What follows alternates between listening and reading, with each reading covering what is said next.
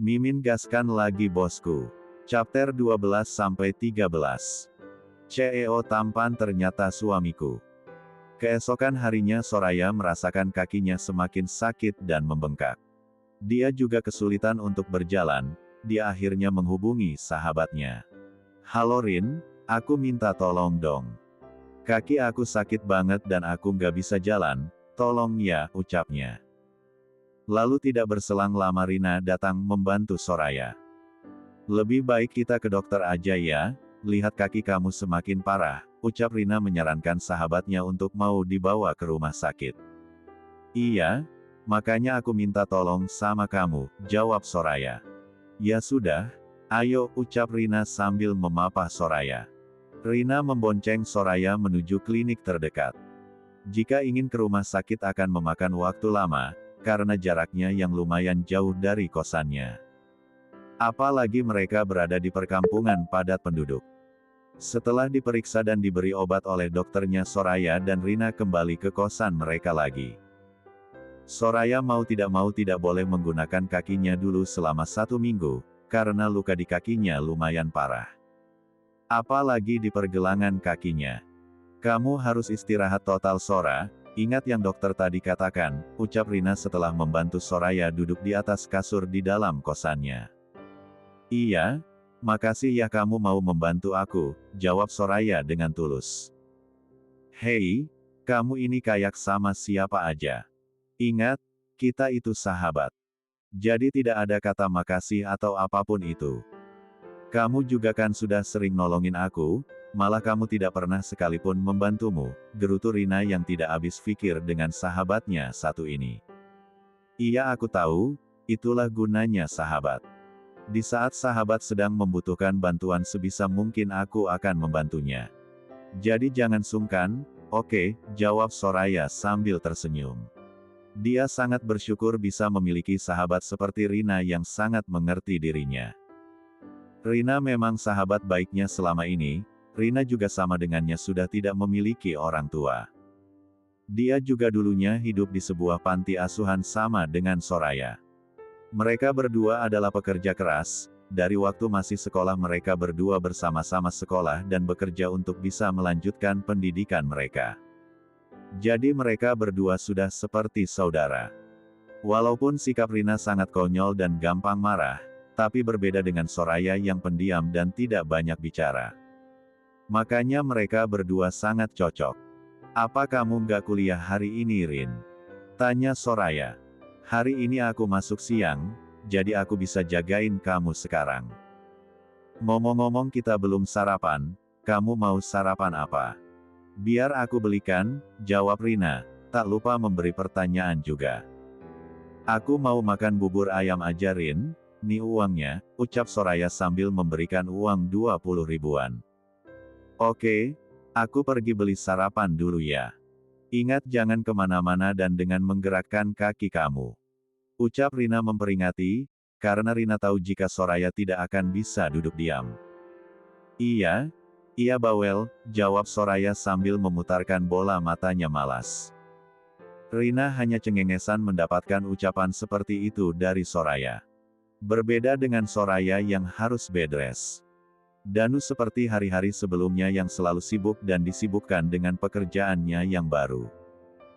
Danu melakukan pekerjaannya dengan sangat teliti, dia sudah mengantongi beberapa nama orang yang berbuat curang di dalam pabriknya. Danu akan mengumpulkan semua buktinya terlebih dahulu, baru Danu menyuruh Rio untuk datang sebagai CEO WJ Corp.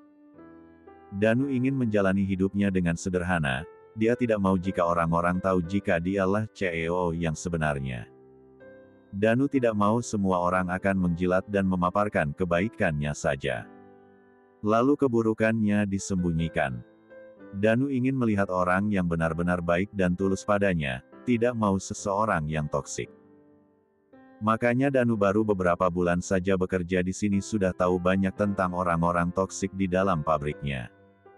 Sedikit demi sedikit Danu ingin menyingkirkan orang-orang seperti itu, yang memperkaya diri sendiri dan banyak merugikan perusahaan. Danu benar-benar sangat jeli melakukan pekerjaannya, dia tidak mau kecolongan lagi. Apalagi Danu sudah mendapatkan teman yang bisa dia ajak kerjasama untuk mengungkapkan kejahatan orang-orang yang menduduki jabatan yang lumayan berpengaruh di dalam pabrik. Siapa lagi jika bukan Dimas, dia memang tidak tahu apa-apa soal rencana Danu. Yang Dimas tahu Danu membutuhkan bantuannya untuk mengumpulkan apa-apa saja yang ia lewatkan. Seperti sekarang, Danu melewatkan sebuah berkas yang sangat penting baginya dan perusahaan juga pabriknya. Sebuah dokumen lama yang ternyata isinya adalah sebuah bukti penggelapan dana beberapa tahun yang lalu. Danu sangat berterima kasih pada Dimas karena tidak sengaja menemukan berkas tersebut. Dimas yang tidak tahu hanya mengangguk saja. Dan, ngomong-ngomong apa yang sedang kamu cari sebenarnya? Aku bingung deh, tanya Dimas sambil menggaruk tengkuknya yang gatal. Aku sedang mengungkap kasus penggelapan dana dan juga pemangkasan gaji para karyawan, jawab Danu jujur. Dimas malah tertawa terbahak-bahak menanggapi ucapan Danu. Yang bagi Dimas itu mustahil karena semua karyawan tahu jika direktur di pabrik ini adalah keponakan dari pemilik perusahaan WJ Corp. Kalau ngomong mbok ya disaring dululah dan, kalau ada yang denger gimana? Bisa kena PHK kita, ucap Dimas menggelengkan kepalanya melihat sikap Danu. Kamu tenang saja, aku yakin ini nggak akan ketahuan. Aku jamin itu, jelas Danu mantap. Sekarepmu waelah terserah kamu sajalah, jawab Dimas menggunakan bahasa daerahnya. Danu hanya mengedikkan bahunya, dia tidak ambil pusing atas ucapan Dimas yang tidak dia mengerti. Dimas meninggalkan Danu sendiri di gudang. Danu masih fokus menyusun berkas-berkas yang akan dia bawa pulang dan diberikan pada Rio untuk ditindaklanjuti. Danu masih memeriksa apa-apa saja yang ada di dalam gudang. Rio juga sudah memberikan data tentang barang masuk hari ini. Danu langsung memeriksanya. Danu sangat kaget setelah memeriksa semua barangnya. Ternyata kurangnya sangat banyak, bagaimana tidak banyak. Yang diterima pabrik seharusnya 200 gulungan kain dengan kualitas nomor 1. Sedangkan ini hanya ada 100 gulungan saja. Danu benar-benar murka, perusahaan banyak dirugikan oleh oknum tidak bertanggung jawab. Danu mencoba menghubungi supplier, bahwa mereka benar mengirim barang sesuai permintaan customers. Supir yang mengirim barang mengaku sebelum sampai pabrik ada seseorang yang menurunkan setengah dari barang tersebut di tempat yang tidak jauh dari pabrik, seperti sebuah gudang tua yang masih beroperasi. Tentu Danu ingin tahu di mana lokasi gudang tersebut. Setelah tahu di mana lokasinya Danu langsung pergi menuju gudang. Dan ternyata gudang itu memang tidak jauh dari pabrik, gudangnya juga dijaga ketat oleh orang yang berpenampilan garang. Danu mencari jalan lain untuk bisa masuk ke dalam gudang. Danu juga memoto semua penampakan depan gudang tersebut. Danu mengelilingi gudang untuk bisa menemukan celah, ternyata dugaannya benar. Ada sebuah jendela yang tidak terlalu tinggi untuk bisa dia masuki. Sebelum masuk Danu sudah menghubungi Rio supaya selalu memantaunya dari jauh. Danu juga mengeluarkan sebuah kamera kecil untuk mempermudah merekam semua aktivitas di dalam gudang tersebut. Ternyata yang dikatakan oleh supir ekspedisi benar, sisa dari barang pabrik ada di gudang ini. Danu tidak menyia-nyiakan kesempatan untuk memotret semua barang bukti. Sebelum ada yang melihatnya ada dalam gudang, Danu memutuskan untuk segera pergi dari gudang. Danu sudah meletakkan beberapa kamera yang bisa merekam wajah pelaku dengan sangat jelas. Chapter 13. Danu benar-benar berhati-hati untuk bisa keluar dari gudang yang menyimpan semua barang-barang curian dari pabrik WJ Corp. Saat Danu akan keluar hampir saja diketahui oleh para penjaga jika Danu tidak langsung bersembunyi dan tidak menimbulkan suara sedikitpun. Setelah memastikan semuanya aman, Danu langsung pergi dari gudang itu. Danu berjalan dengan sangat santai seperti tidak mengetahui apa-apa, jadi tidak menimbulkan kecurigaan bagi penjaga yang ada di situ. Danu berjalan sambil membawa berkas yang dia bawa dari pabrik, dia sengaja menyamar sebagai karyawan culun dengan kacamata tebalnya. Walaupun begitu tidak memudarkan ketampanannya yang paripurna. Danu melangkah seperti tidak mengetahui apa-apa, jadi semua bodyguard yang berjaga tidak mencurigainya. Danu bernafas dengan lega bisa lepas dari pria-pria kekar itu. Di ibu kota, tepatnya di Mansion Kusuma yang sangat mewah dan berkelas. Ryo datang menemui pasangan suami istri yang bisa dibilang masih sangat muda itu untuk membahas masalah yang dia terima dari Danu. "Permisi Tuan, Nyonya. Maaf saya mengganggu waktu Anda berdua," ucap Ryo merasa sungkan. "Jika sedang bertiga saja, jangan terlalu formal. Panggil saja Om dan Tante, atau sama seperti Danu juga tidak apa-apa." "Iya kan Pak?" tanya Mama Rena meminta persetujuan dari suaminya. Hanya dijawab dengan deheman saja oleh Papa Wijaya. "Papa ini, kenapa irit banget ngomong sih," gerutu Mama Rena. Tapi Mama Rena tahu jika Papa Wijaya setuju dengan pendapatnya. "Tidak apa-apa Nyonya, saya lebih suka seperti ini saja. Lagi pula akan sangat tidak sopan jika panggilan saya seperti itu. Saya lebih nyaman seperti ini, memanggil Anda berdua Tuan dan Nyonya," jawab Ryo sambil menampilkan senyum penuh ketulusan. Ryo sangat berterima kasih pada Tuan Wijaya dan Nyonya Rena, beliau yang sudah mengangkat derajatnya. Dari bukan siapa-siapa menjadi sekarang ini, jadi dia tidak bisa memanggil Tuan dan Nyonya Wijaya dengan sebutan Om dan Tante.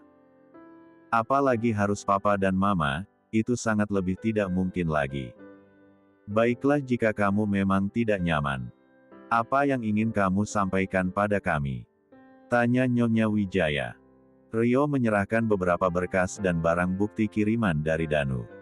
Dia tidak mau bertindak hanya sesuai keinginannya saja, dia juga harus selalu melibatkan Tuan dan Nyonya Wijaya. Kerja bagus, baru beberapa bulan saja Danu sudah bisa menemukan bukti dan mendapatkan pelaku utama dan para anteknya. "Ryo, kamu harus segera ke sana membantu Danu. Seperti yang diperintahkan Danu padamu, dia menginginkan supaya kamulah yang menjadi dirinya. Jadi jangan kecewakan semua kerja kerasnya," ucap Tuan Wijaya sambil bangkit dan menepuk bahunya Ryo. "Baik Tuan, akan saya laksanakan sesuai perintah Anda dan Tuan muda," jawab Ryo mantap. "Bagus, besok kamu akan mendapatkan fasilitas seperti yang Danu miliki. Karena kamu sekarang putraku juga, jadi persiapkan dirimu untuk besok," jelas Tuan Wijaya. Ryo sangat-sangat tidak kuasa menolak permintaan telak dari Tuan Wijaya yang tidak bisa dibantah. Ryo segera undur diri untuk menyiapkan segalanya, dia tidak mau mengecewakan kepercayaan orang yang sudah menolongnya dan keluarganya juga. Ryo segera menghubungi Danu, jika besok dia akan ke sana membuat kehebohan yang akan sangat membuat Danu merasa bahagia. Danu akan menyambutnya dengan sangat baik dan juga membantunya dari belakang. Danu tahu, jika Ryo datang membawa nama Wijaya Kusuma akan banyak penjilat dan bermuka dua tentunya. Jadi Danu membuat skenario supaya Ryo masuk dalam permainan mereka dulu, setelahnya dia akan menghancurkan mereka dengan mudah. Ryo pulang menuju rumah sederhana yang dia tinggali dengan adik-adiknya. Ryo berpamitan pada adik-adiknya, karena dia akan bertugas keluar kota. Mungkin akan lama berada di sana, sebenarnya Ryo tidak tega membiarkan adik-adiknya hanya di rumah bertiga saja. Ingin rasanya Ryo membawa mereka, tapi mereka masih sekolah, itu tidak mungkin. Saat Ryo sedang dilema akan meninggalkan adik-adiknya yang ada di rumah. Apalagi mereka semua perempuan, semakin tidak tega saja Ryo meninggalkan mereka. Ryo dikejutkan dengan kedatangan Tuan dan Nyonya Wijaya, mereka membawa beberapa pelayan yang ada di mansion mereka untuk menemani adik-adiknya. "Tuan, Nyonya apa ini tidak berlebihan? Karena bagi saya dan adik-adik saya ini sangat berlebihan," ucap Ryo merasa tidak enak terhadap Tuan dan Nyonya Wijaya yang sudah sangat baik terhadapnya. "Saya yakin kamu tidak akan mengizinkan adik-adik kamu untuk tinggal di mansion utama. Makanya saya menyuruh beberapa pelayan untuk menjaga adik-adik kamu selama kamu pergi. Jadi kamu tidak perlu mengkhawatirkan mereka," jelas Nyonya Wijaya sambil tersenyum ramah pada adik-adik Ryo. "Terima kasih Tuan dan Nyonya, saya tidak tahu harus bilang apa pada Anda berdua. Yang sudah membantu saya dan adik-adik saya," jawab Ryo sambil membungkuk hormat pada kedua orang yang sudah membantunya. Baiklah, kamu bisa tenangkan meninggalkan adik-adik kamu. Saya berjanji akan menjaga mereka dengan baik, ucap Nyonya Wijaya. Iya Nyonya. Terima kasih, jawabnya lagi. Kalau begitu kami permisi, segeralah berkemas. Nanti kamu akan diantarkan oleh supir keluarga Wijaya. Supaya semuanya terlihat natural dan sempurna, jelas Tuan Wijaya. Baik Tuan, jawab Rio. Setelah kepergian Tuan dan Nyonya Wijaya, Rio benar-benar mengemasi barang-barang dan juga pakaiannya. Dia akan menjadi putra dari WJ Corp yang selama ini tidak diketahui oleh umum. Mas, hati-hati di sana, jaga diri. Ingat jangan tinggalkan sholat 5 waktunya, aku hanya mau bilang itu saja, ucap Ria adiknya yang pertama. Iya Ri, Mas akan selalu ingat apa yang kamu bilang. Kamu juga ya, jaga adik-adik di rumah. Karena kamu yang paling besar, harus menjadi panutan dan contoh bagi yang lebih kecil, jawab Rio sambil menasehati adiknya juga. Iya Mas, aku janji akan melakukan apa yang Mas bilang, jawabnya sambil tersenyum dan memtigaluk kayaknya. Oh iya Mas, aku sampai lupa mau bilang pada Mas. Kalau aku harus bayar buku paket Mas, apa Mas udah punya uang? Tanya Ria sambil menunduk, sebenarnya Ria tidak enak selalu minta uang pada kayaknya. Tapi mau bagaimana lagi, jika kakaknya tidak mengizinkan dia sekolah sambil bekerja. Nih, Mas sudah ada uang sekarang.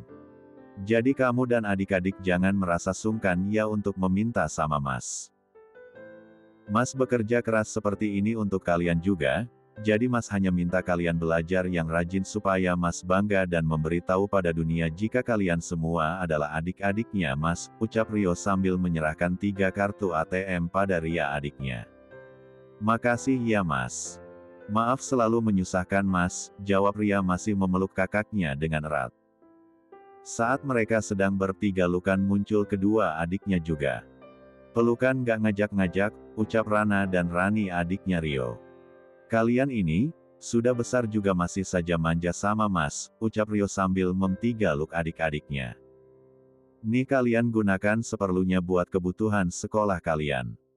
Jika kurang bilang saja pada Mas, insya Allah Mas akan transfer lagi, jelas Rio sambil menyerahkan ATM pada adiknya. Makasih Mas, semoga Allah selalu melancarkan rezekinya Mas. Amin, ucap adik-adiknya kompak. Dan diaminkan oleh Rio. Jika untuk belanja kebutuhan rumah dan makan ini, sengaja Mas pisah-pisah supaya Mas bisa membanginya, jelas Rio sambil menyerahkan 1 ATM lagi pada Ria. Mereka semua bertiga-lukan, tak berapa lama supir yang ditugaskan untuk mengantarkan Rio sudah ada di halaman rumah Rio yang sederhana. Rio langsung berpamitan pada adik-adiknya, dan juga 2 pelayan yang ditugaskan untuk menjaga ketiga adik-adiknya.